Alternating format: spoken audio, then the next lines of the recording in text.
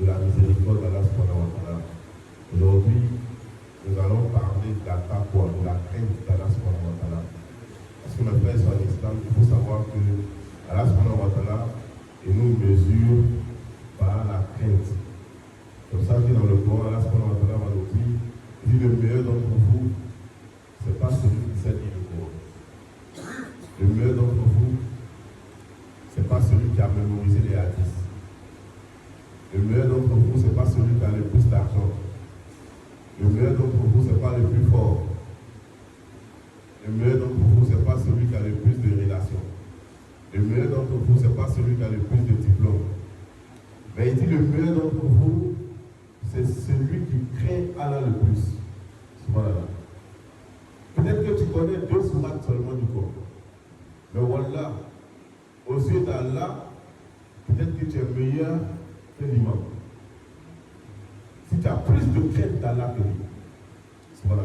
Et ce qui fait la différence aujourd'hui entre nous, la nouvelle génération, et les générations anciennes, c'est justement au niveau de la taqwa, au niveau de la crainte d'Allah subhanahu wa ta'ala. Nous aujourd'hui, on connaît bien la religion, on maîtrise.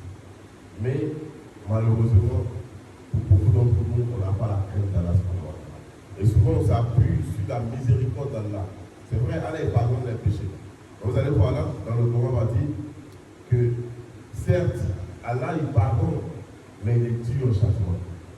Il nous précise aussi qu'il est dur au châtiment. D'accord? Il faut courir vers la miséricorde d'Allah.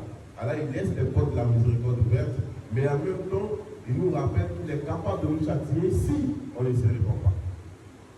C'est pas là. Et nous, on a cette facilité de minimiser les péchés. C'est-à-dire pour nous, ça c'est un petit péché. C'est pas là.